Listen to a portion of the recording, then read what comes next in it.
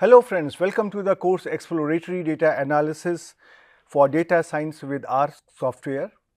And in this lecture, we are going to continue with our topic on the association of variables. So now you can recall that up to now, we have learned how to measure the association between, say, this two continuous variable and ranked set of data. And we had started a discussion on how are we going to measure the association between two discrete variables or their counting variable. So you can recall that in the last lecture we had discussed the concept of contingency table, then we had also discussed about marginal frequency, etc. And we had understood that how are we going to take various types of statistical inferences based on the frequencies of data. How are we going to manipulate them and how are we going to interpret them? Now, in this lecture, we will continue with the same lecture, and first of all, we will try to see how we can compute such measures or such contingency table can be created in the R software.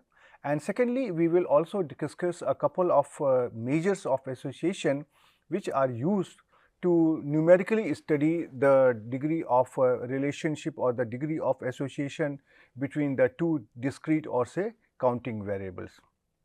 So let us begin this lecture and try to understand these different measures of association for discrete or say continuous variable.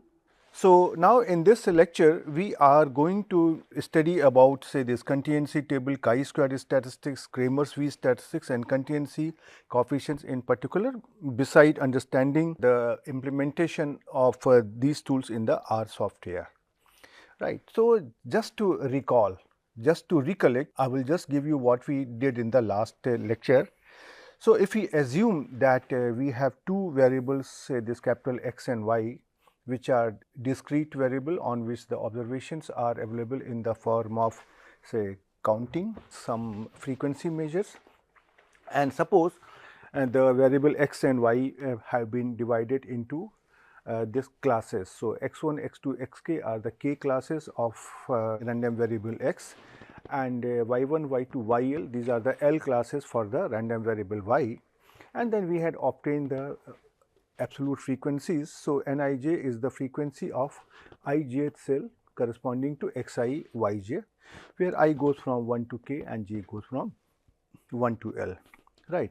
And these frequencies were compiled and represented in the form of a k by L or say k cross L contingency table in this format. So in this format, if you try to see, we had denoted the classes of random variable X, say x1, x2, xk, and classes of random variable Y with y1, y2, yl, and then we had collected the observations on them. For example, this n11 is indicating the number of observation corresponding to x1, y1 like this, right. And similarly, if you try to say Nij is the number of observation which have got the properties xi and yj. Right. So we have compiled all these frequencies in the table, and then we had obtained the row total and column totals. So if you try to see, when you are trying to find out the row wise total, so it is something like this. You are trying to take the sum of every row. So the sum of first row elements is indicated by n1 plus. 1 plus is in the subscript, and similarly the ith row, the frequency in the ith row is sum like as ni1 plus ni2 plus nij up to nil, and this is indicated by ni plus, right. And similarly, the row sum of the frequencies in the last row is indicated by nk plus. So you have got here marginal frequencies of X in this column, which are in general represented by ni plus, and the summation is going from j goes from 1 to L and ij. So you can see here, if I am indicating here a sign plus, that means the summation is over the second subscript. So second subscript here is j. So it is from j goes from 1 to L, right. Similarly, if you try to see, we have obtained the sum of the frequencies in the column. So, if I try to go like this, so the first column sum is n11 plus n12 plus ni1 up to nk1, which is indicated by here n plus 1. And similarly, the jth column has a sum n plus j and so on, and finally the lth column has a sum n plus l, right. So, these are the marginal frequencies of here y, which are indicated by n plus j equal to summation I goes from 1 to k n I j. So, if you try to see here, the plus sign is on the first subscript, which is here I. So, the summation is going over I goes from 1 to k, right. And if you try to take the sum of either all the marginal frequencies of x or the sum of all the marginal frequencies of y, or you take the sum of all the frequencies n I j, this is going to be the total frequency. And then you also discuss the concept of conditional frequency distribution, that was given by something like Nij upon n plus j. It was indicating the conditional density of x given y equal to yj, and similarly Nij upon Ni plus, that means Nij is divided by the marginal frequency of x. Then it was giving us the conditional distribution of y given x equal to xi, right. So, this is the way we had obtained this contingency table. So, and we have understood that this marginal frequency distribution tells us how the values of one variable behave in the joint distribution, and the conditional frequency distribution shows how the values of one variable behave when another variable is held constant or say held fixed, right. And we had defined the relative frequency here as say Fij is equal to Nij upon total frequency n. So, this is also trying to describe the joint relative frequency distribution of x and y, and instead of using the absolute frequency, if we use this relative frequency, then the similar type of information what we have obtained from the contingency table can also be obtained from the joint relative frequency distribution. And then similarly we can obtain the marginal relative frequency distribution and conditional relative frequency distribution. And in this case, this Ni plus and n plus j, they will be replaced by Fi plus and f plus j, where Fi plus is summation I goes from here. So, this Fi plus and f plus j are going to indicate the marginal relative frequencies distribution of x and y respectively. So, here Fi plus is equal to summation j goes from 1 to L Fij, and f plus j here is summation I goes from 1 to k Fij. And similarly, we can define here, say here f I given j, x given y, and f j given I, y given x, to indicate the conditional relative frequency distribution of x given y equal to yj and y given x equal to xj here, right. So, that is what we have done in the last lecture. So, I wanted to give you here a quick recollection so that we can continue further, because now we are going to understand how are we going to compute them in the R software, right. So, let us assume that there are two data vectors x and y. So, we have collected the value of say x in the data vector x, something like c of x1, x2, say here x, say here k, and y was here something like c, y1, y2, say here yl, right. So, and now we use here the command table, table, table x comma y. So, this command is used to cross classifying factors to build a contingency table of counts at each combination of factor levels, right. So, if you try to recall, table is the command which we had used in the beginning in obtaining the frequency distribution. And if you try to see, this contingency table is also like a frequency table actually. Earlier we had obtained the frequency table for one variable. Now we are trying to obtain such a table called as contingency table, where we have two variables together, right. So, this command table x comma y returns a contingency table with absolute frequencies, and if you want to obtain the contingency table with relative frequency, then you have to use table x comma y divided by length of x, right, because length of x is going to give you the total frequency.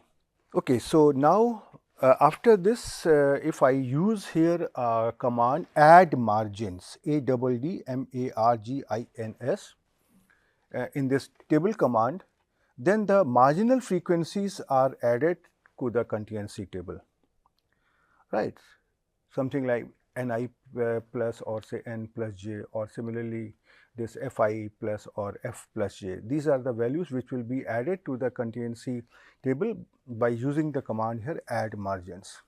So, if I use here the command add margins, inside the parenthesis you have to use table x comma y, then the marginal frequencies are in terms of the absolute frequencies are added to the contingency table. And if you want to add this marginal relative frequency, then what you have to do? Simply use the same command add margins, because add margins is the command which is providing the marginal frequencies. Then you have to use table x y divided by length of x, right. Here either if you use length of x or length of y, this will give you the same thing. So, this add margin table x y divided by length of x, and then you have to see that you have to just keep in mind that add margins is executed over the output of the command table x y divided by length x, right. So, means you have to essentially find out the relative frequencies and then you have to use the add margins over it, right. So, this will give you the marginal relative frequencies, right. Okay, so now let us try to execute it over a very simple example, right. So, in this example we have collected the data on say 20 persons, and what we have done, we have taken a drink and then we want to know their taste. So, we know because the taste of a drink is very much dependent on the age group. As I told you, as a child I used to drink a lot of this cold drinks, but now at this age I do not like much. All right. So, what we have done, that we have divided that the people into three categories: child, young person and elder person. Like the child, young person and elder person. Drink is given to them for tasting, and we have recorded their response as good or bad. So, you can see, for example, in the person number 1 is a child here, and the child says the taste of drink is good. The person number 2 is a young person who also report the taste to be good, and the third person is here an elder person who reports the taste of the drink as bad, and similarly the fourth person is a child, and the child reports the drink to be bad. And you can see here there is a mixture of these outcomes, good or bad, with respect to the age factor. So, now what we try to do here, we can if you try to see, we can create here, say here 3 columns, one for here child, one for here young persons and one for here elder persons. And then about the taste, taste can be here good, taste can be here bad, and we can count here the total number of children giving the response as good or bad, total number of young people giving the response as good or bad, total number of elder person giving the response as good or bad, and this can be obtained here by the ars command also. So, what we try to do here, I try to collect the data on these persons like a child, young person, elder person, and taste as good or bad, and we try to collect all the data exactly in the same order in 2 data vectors, person and taste. So, what we try to do exactly in the same order, that means actually I need the pair observation. So, exactly in the same order I try to create this data vector. So, if you try to see here, the first value here is child. So, child is corresponding to the taste good. Then we have here the second entry here is young person. So, young person is saying here good, and the third person here is elder person. So, elder person is saying here bad, and if you try to see, this is the same data, child is saying good, young person is saying good, and elder person is saying bad. So, exactly in the same order you have to create this data set, and because these are my strings, so that is why I am trying to put them inside the double quotes. Okay, so now I try to create here the contingency table with respect to absolute frequencies. So, I use here a command table, and inside the parenthesis I write person comma taste. So, you can see here this is how the output will come like. This is here person, child, elder and young. These are the three categories which have been created automatically. Then second category here is taste. Second variable is taste, which has two categories, bad and good. And it is now giving you the number here. So, how it is giving you the number? If you look into the child, so there are two children who said the taste is bad, and there are two children who said the taste is good. Then if you try to see in the elder person, there are four elder person who said the taste is bad, and there are six elder persons who said that the taste is good. Now, for the young person, there are two young persons who said that the taste is bad, and there are four young persons who said that taste is good, right. So, this is how we will get this contingency table. So, you can see it is not a difficult job. Here I can tell you that I have taken here only the 20 observation because of the limitation that I wanted to show you this clearly on these slides. And slides, if I try to take 200 observation or more, it will become very clumsy and you will not be able to understand. That is why I am taking here very simple example, where actually you can also count manually whether this data is matching with the data what you have given, right. So, now after obtaining this contingency table, and what are these things? These things are your here Nij, these are your here absolute frequencies, right. And now I obtain their marginal frequencies, right. So, in order to obtain the marginal frequencies, I add here a command here, add margins.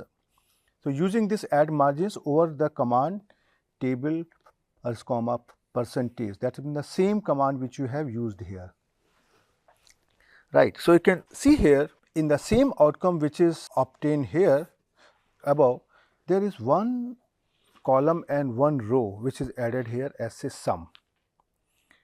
And if you try to see here, this is your here this contingency table like this way, right. And now, if you try to understand what it is trying to give you, 2 plus 2 is equal to here 4 in the case of child, first row. Second row is elder person, 4 and 6 is equal to here 10, and third person here is young, third row, 2 plus 4 equal to here 6. So, this is how the this marginal row sum have been obtained. And similarly, in case if you go by column, so you can see here by column 2 plus 4 plus 2, right, 2 plus 4 plus 2 is 8, and this is obtained here. And similarly, if you come here 2 plus 6 plus 4, this is here 12. So, this means here what? Now, you can make here different types of interpretations. So, if you look at this number here 4, this is indicating that in the whole study there are 4 children who participated. Similarly, I can say here this a number here 10. So, I can say here 4 children participated in the study. This is my interpretation. And similarly, in the next row you go see the value here is 10. So, there are 10 elder persons participated in the study. And similarly, here if you try to say here 6, so there are 6 young persons participated in the study. This is how we can interpret the marginal frequencies of the people with respect to ages. Now, similarly, if you try to take it here column wise, this is here 8. So, this 8 is indicating there are 8 persons who reported the taste to be bad, right. And similarly, if you try to see here, there are 12 persons for which I can say here there are 12 persons who reported the taste to be good. So, this is how we try to interpret the marginal frequencies, right. Now, in case if you, this is a screenshot of the same outcome, but I will try to show you it on the R console, but before that let us try to obtain the same contingency table with respect to the relative frequencies. So, in this case if you try to see the length of person, if you try to see here, this is at 20. So, there are 20 persons. So, either if you take length of person or say here length of a taste, that is the same thing, right. So, this will also come out to be 20, but be careful that do not take the length of persons and taste together, otherwise it will become 40 and you have only 20 total observation. So, in this case the exercise is very simple, that you simply have to write down the same command table person comma taste and then you have to write length of person, right. So, this contingency table will come out to be like this, right. Say so, the relative frequency of the children who said the drink to be bad is 0.1, the relative frequency of the children who said the drink to be good is 0.1, and similarly here if you try to see the in the second row the relative frequencies of the elder persons who said the drink to be bad and good are 0.2 and 0.3 respectively. And similarly, if you try to look into the third row, that the relative frequency of the young persons saying the drink to be bad and good are 0.1 and 0.2 respectively, right. So, this is how we can interpret it.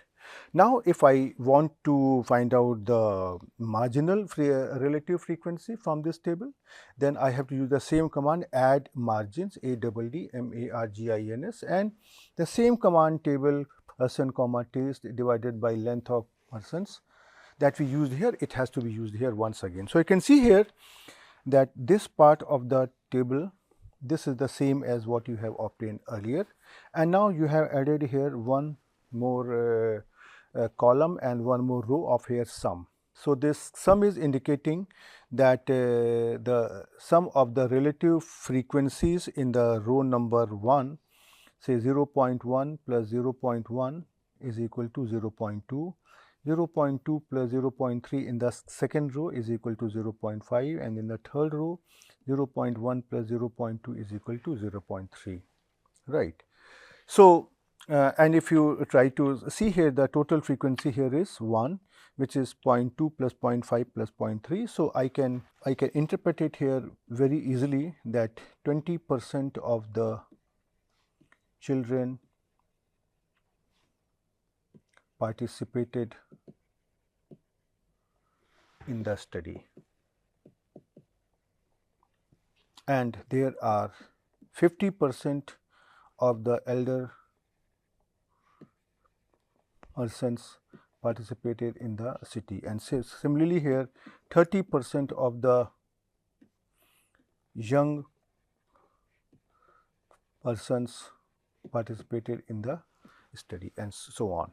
So, this is how I can interpret it. And similarly, if you go this column wise, so the sum will be 0.1 plus 0.2 plus 0.1, which is here 0.4.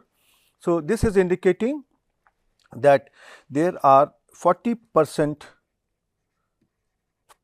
persons said the drink to be bad. And similarly, if you try to come to the second column here, So, the sum here is 0.1 plus 0.3 plus 0.2 is equal to 0.6. So, I can similarly say here 60% of the persons said the drink to be good. So, this is how we take the interpretation, right. So, this is the screenshot of the same thing. So, let me try to show you these things first on the R console here, and then I will try to move further. So, let me try to copy this data over here. So, you can see here this is the data on person and this is the data on here taste. Now, I use here the command here for this here table. So, table person comma taste will give you here like this, and if you try to divide the same command with the length of say persons, so you can see here this is my relative frequency. So, this is the contingency table with respect to the relative frequency, and even I can show you that even if you try to use here the length of your taste, it will come out to be the here same, right. So, it will not make any difference, but do not try to choose the length of person and taste, otherwise then it will become 40 and it will not give you the correct answer. And now, if I try to use here add margins here.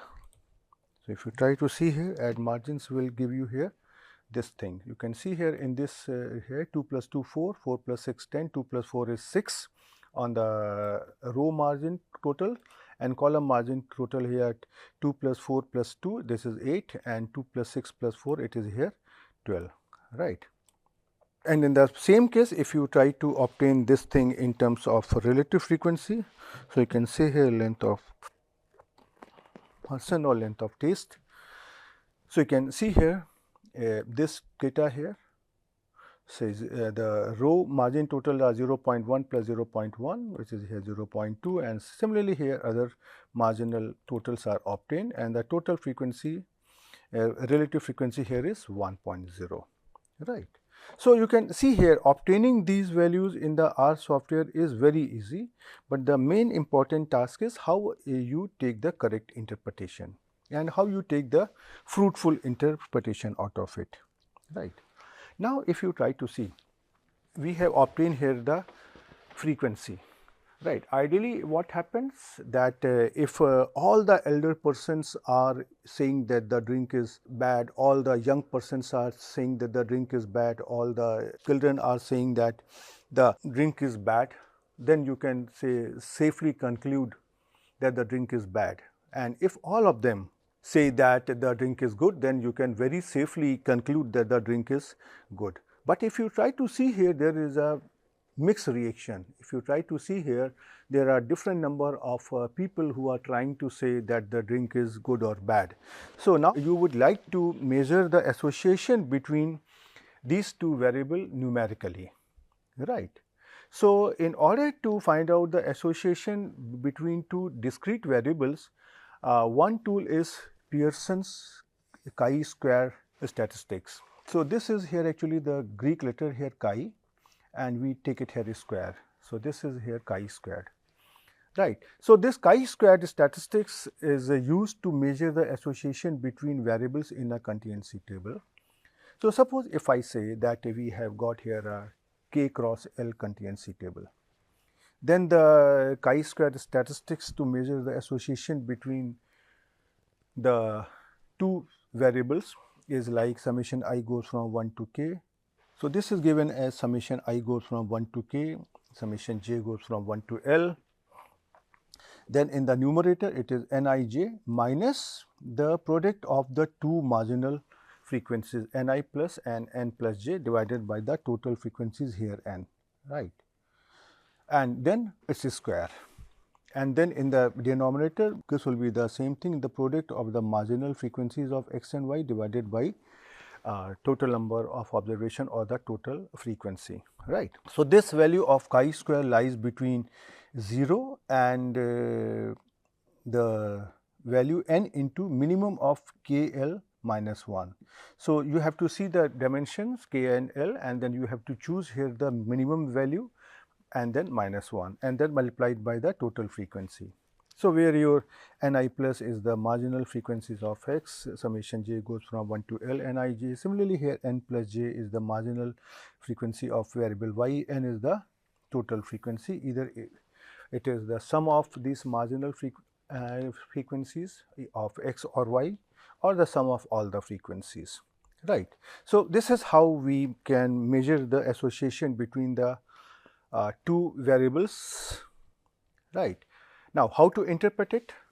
So, if the values of chi square are coming close to 0, this is indicating that there is a weak association between the two variables, and if the values of chi squares are coming close to the upper limit, which is n into minimum of KL minus 1, then it is indicating that there is a strong association between the two variables. And other values between 0 and n into minimum KL minus 1, they will indicate the degree of association between the two variables in the range of say low, moderate, high, right.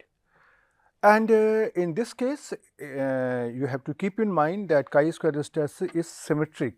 Symmetric in the sense that its value does not depend on which variable is defined as x and which variable is defined as here y. For example, in the earlier example, we took x to be the person, y to be the taste. Similarly, if I take the x to be the taste and y to be person, it will not change any result, right. But now you can see here that there is an issue here, that because the range is between 0 to n times minimum k into L minus 1. So, we will try to improve it, but before that let us try to consider here an example of 2 by 2 contingency table, so that you can understand what exactly we are trying to do here. So, if I say here, suppose x is my variable which has only two categories, x1, x2, y is my another variable which has only two categories, y1 and y2, and this A, B, C, D are the different frequencies, right. A is the frequency of x1, y1, B is the frequency of x1, y2, C is the frequency of x2, y1, and D is the frequency of x2, y2, and their marginal absolute frequencies or the row totals are in the A plus B, C plus D, A plus C, and B plus D. That you know how to compute, and then we have here n total frequency. So, now on this basis, if you try to use the earlier expression of chi square, it will come out to be like this: n into AD minus BC whole square divided by, if you try to see, this is the A plus B, C plus D, A plus C, B plus D. So, these are all this is the product of all marginal frequencies, right. So, this is how it is obtained, right. So, so suppose, let me try to show you with this this thing in through an example. So, suppose a sample of 100 students is chosen, and they are divided into two groups based on certain examination, that they are weak in academics or they are strong in academics. And some of the say students receive tuition, right, because they are because the school feels that they are weak in studies. So, they are supplemented with some additional teaching, and after that we would like to know that if tuition was helpful in improving the students' academic performance, right. So, this type of data is now compiled in this 2 by 2 contingency table. Like as for example, there are two classes of tuition, the tuition was given or tuition was not given, and there are two types of students, weak students and say strong student. So, these 100 students are now classified into 4 categories. Those weak students who got the tuition, this is 13 number. Those students who are strong in studies and they were also given that tuition. So, this is number 10, that the frequency is 10. Then there are 20 weak students who were not given any tuition, and there are 40 strong students who were not given any tuition. So, based on that, we try to obtain their marginal total. So, in the case of there are these students, there are 30 plus 10, there are here 40 students who were given the tuition, there are 20 plus 40, 60 students who were not given the tuition, there are 30 plus 20, 50 students who were weak in studies, and there are 10 plus 50 students who are stronger students, right. And based on that, we try to substitute all these values in the chi-square statistics like here this, and we obtain here the value here 16.67. Right. So, our rule was the values which are close to the quantity n into minimum KL minus 1, this will indicate that there is a strong association between the two variables. So, here this value n into minimum of KL minus 1 is obtained here like this, and here is 100, and then minimum of KLL, say here this is K and L are here 2 and 2. So, anyway, this value is 2, 2 minus 1 is 1. So, this value here is 100. So, I can say here that it indicates a moderate association. Yes, you can ask me here how I have taken the decision that 16.67 is indicating a moderate association. So, I will try to explain it very soon, right. So, and the same thing I try to do it here at our earlier example, where we had given a drink to 20 persons of different age categories, child, young person, elder persons, and then we had asked the taste of the drink as good or bad, and this data was compiled here earlier. If you try to see here in this format, these are the absolute frequency, we have already discussed about them, right. So, now based on that, we try to obtain the chi-square statistics using the R software. So, earlier if you try to see, in this case we have done it manually, right. But now I want to compile the frequencies and I want to obtain the value of chi-square automatically using the R software. I want to compute it. So, in order to obtain the Pearson's chi-square statistics, the command here is chi-square CHISQ dot TEST. And then inside the parenthesis you have to give this table command, table inside the parenthesis % taste, and then you have to use here a sign dollar and then statistic STATISTIC. The reason why I am giving you in this way, because actually this chi-square statistics is a part of chi-square test which we are not discussing here, but it is a part of statistics. So, from that chi-square test we are trying to extract the value of the chi-square statistics. So, that is why this command is given here like this. So, this value comes out to be here 0.277 in this case.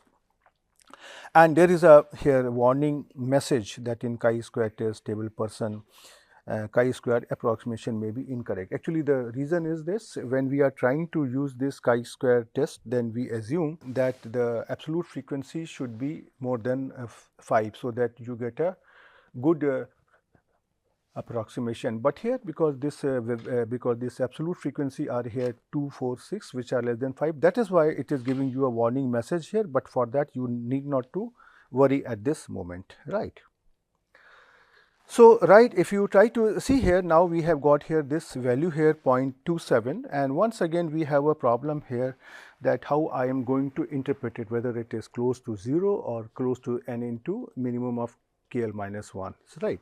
So, in order to overcome this issue, we have one more statistics which is called as Cramer's V statistic, right. So, the advantage in the Cramer's V statistics is that the range of Pearson chi-square statistic depend upon sample size and the size of the contingency table, right. You remember it was depending on sample size n and size of the contingency table, the values of K and L. And these values depend on the situation and the nature of experiment, that how many categories you have created, what is the sample size. So, this is modified in the Cramer's V statistics for a K by L contingency table. And this Cramer's V statistics is defined here as a square root of, say, chi-square value divided by n into minimum of KL minus 1. And the advantage is that now this Cramer's V statistics indicated by capital V lies between 0 and 1. So, the advantage here is now if the value of V is close to 0, then we can say that there is a low association between the variables, and if the value of V is close to 1, then we can say that there is a high association between the variables, right. And all other values of V between 0 and 1 will indicate the from lower, moderate, or say higher degree of association between the two variables. So, in the earlier example, if you try to see, you had obtained here the value here 16.67 in this example where we had weak and strong students and they were given some tuition. So, we tried to obtain this value of V for the same example. So, this chi-square was earlier obtained as 16.66. So, I tried to use it here now like here this square root of 16.66 value of chi-square divided by n into minimum value of KL minus 1, and this value comes out to be 0.40. So, you can see here the value of V is lying between 0 and 1, and this 0.4 is lying somewhere in the middle of the range of V. So, that is why I can say here that we have a moderate association, and that is why when I looked at the value of 16.66, I told you that there is a moderate association. Actually, this was based on this value, all right. Okay, so now how to compute it in your R software? So, in order to compute this Cramer's V statistics, we need here a special package which is LSR. So, you need to install it using the command install those packages, and then I use here the library function LSR. Now, first you have to obtain this contingency table using the command table _test that you already have obtained, and now you have to use here the command Cramer's V, and inside the parenthesis you have to give the table command from where you have created the absolute frequencies. So, the command here is CRAMERS Cramer's, this is all in lowercase, and then we have here capital V, right, uppercase V. So, this is Cramer's V command, and inside the parenthesis you write the table command by which you have obtained the absolute frequencies, and this Cramer's V comes out to be here 0.11, right. So, yeah, there will again be a warning message because the number of values in different cells or the absolute frequencies are less than 5 actually. Right. So, now you can say that 0.11 is indicating that there is a low association, right. So, this is how we try to interpret it. Now, so there is one more version of this contingency coefficient, which is the corrected version of Pearson's contingency coefficient, which is defined here by say here C, say corrected. So, this is based on two values. It is based on the value of here C, which is the square root of chi-square divided by chi-square plus n, and another value here C max, which is the square root of minimum value of KL minus 1 divided by minimum of KL. This corrected version is defined as the ratio of C and C max, and this value also lies between 0 and 1. So, value of C corrected C close to 0 indicates that there is a lower association between the two variables. The value of C corrected close to 1 indicates that there is a higher association between the two variables, and other values of C corrected between 0 and 1, they indicate the lower, moderate, or say higher level of association between the two variables, right. So, for example, if I try to compute this C corrected, so in the earlier example where we had used this value here between students and tuition, this value of 16.67, which we had obtained as chi-square value. So, this is here the chi-square value is here 16.66. So, I get here the value of here C as square root of 16.66 divided by 16.66 plus 100, which is here n, which is comes out to be 0.38, and C max comes out to be square root of minimum of KL minus 1 divided by minimum of KL, which is the square root of 1 upon 2, which is 0.71, and based on that the corrected value of C is obtained as 0.38 divided by 0.71, which is 0.54. So, this again shows that there is a moderate association between the two variables, right. Now, let me try to show you these things on the R console also. So, what I have done here, that you see you had obtained this data So, what I would say here that I will try to, I already have entered that data, and I will try to show you the value of this chi-square statistics here. So, you can see here, these are here the values here like this. So, this is, you can see here, this is the value of here 0.27 and so on. And similarly, if you try to come to this data set, and yeah, I already have installed the package LSR to compute the V statistics, but you have to install it, and I will say that here you can just install and then use the command here library, and I already have installed it. So now if I try to say here that if I try to use the command here Cramer's V, then you can get here this value here 0.11 and so on, right. So this is how you can compute this value without any problem, and this value you can compute it manually. It's not a difficult thing. So now we come to an end to this lecture. So you can see here in this lecture we have learned that how to create this contingency tables based on absolute frequencies, relative frequencies in the R software, first thing. Second thing, we have discussed various types of this measures to measure the degree of association between these two discrete variables which are based on some counting data. Here we have considered a very small example because I wanted to show you that the values and the corresponding computed values on the screen. But in real life, this data is, particularly in the data science, this data is quite huge.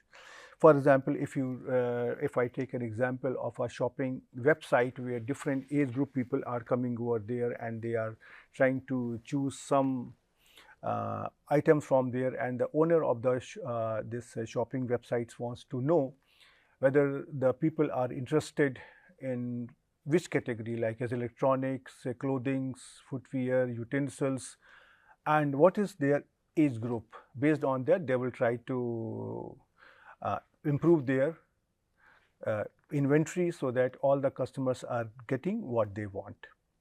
So now in this case, the data will be coming continuously, and that will be a huge data set where you won't be able to create such a first the table of observation, and then try to compute these coefficients. So there you will have to simply compute these coefficients, and possibly at the most this contingency table along with their marginal frequencies or marginal relative frequencies.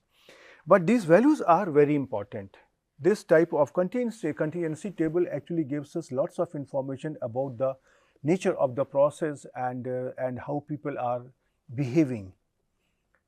And you will see that in many studies, particularly in the social studies, social sciences, this data is actually only in the form of frequencies. The data is usually qualitative.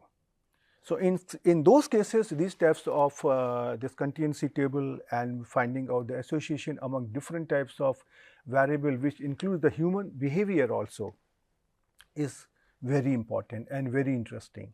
So my request to you will be that you please try to take first a small data set and try to change these values in different categories, and then try to see what is happening to these coefficients. Obviously, if in the example of these students or people, if there are equal number of people who are saying the drink is good or bad, or if there is an equal frequency of students who have got tuition or not, and so on, then it will be very difficult to take a correct conclusion what's really happening. The degree of association will be more clearly visible if there is a variation in these frequencies. So you try to make these frequencies varying and then try to calculate these different types of measures. Every measure has some plus and minuses. So my request will be, for the same set of data, try to compute all sorts of measures and see how their values are changing. and try to do it for a small sample first and then try to take a bigger data set. But if you have got a confidence on the smaller data set, then you will have a confidence on the bigger data set. So we try to practice and understand these things, and I will see you in the next lecture with a new topic. Till then, goodbye.